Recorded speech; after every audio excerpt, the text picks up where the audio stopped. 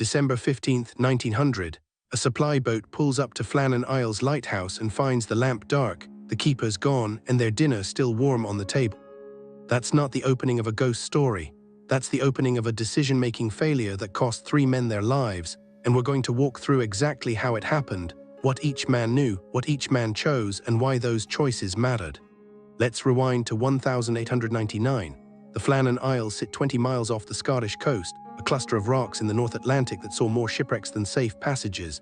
The British government made a strategic calculation: build a lighthouse. The cost was significant. The payoff was lives and cargo, so they hired 3 keepers to rotate, 1 active, 2 on rest. The Flannan station opened in December 1899. James Ducat was the principal keeper, experienced, reliable, 43 years old. Thomas Marshall was the assistant, younger but competent.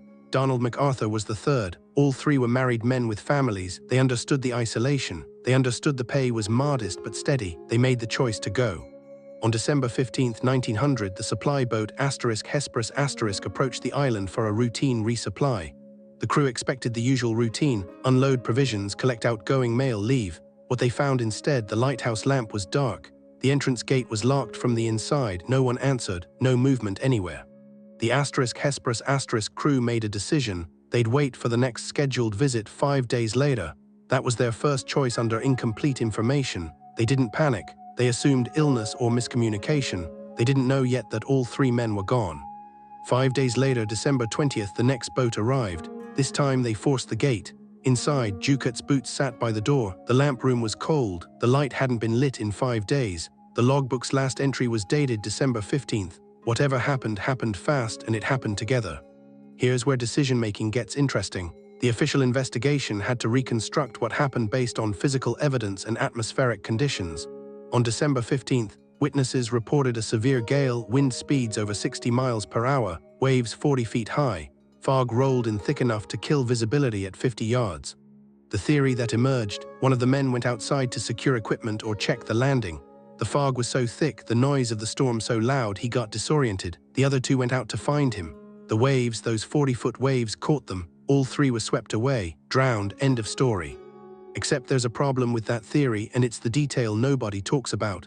The supply chest, a heavy iron container used to haul provisions, was found on the rocks below the lighthouse, but it hadn't been on the dock. It was secured inside the station. Someone had to move it. Someone had to carry it outside deliberately.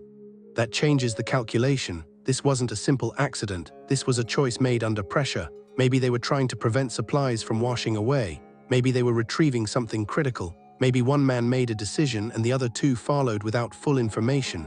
We don't know the hierarchy of that choice. What we do know: 3 rational men experienced with isolation and storm protocol made a series of decisions in December 1900. Each decision made sense at the time with what they knew. Secure the equipment, check the supplies, find your crewmate. Each decision was a small gamble. Together they were fatal. The Flannan Isles investigation concluded: accidental death, swept away by waves, case closed. But the real lesson isn't supernatural or mysterious. It's about how competent people die, not from ignorance but from the weight of incomplete information and the pressure to act. They chose. It cost them everything. The lighthouse kept operating after that. New keepers came. The light kept burning. But the Flannan Isles never quite shook the weight of what happened there. And every historian who studied the case has arrived at the same conclusion: we'll never know exactly why those men went outside. We only know they did. Subscribe. Every week we break down the decisions that led to history's most puzzling disappearances.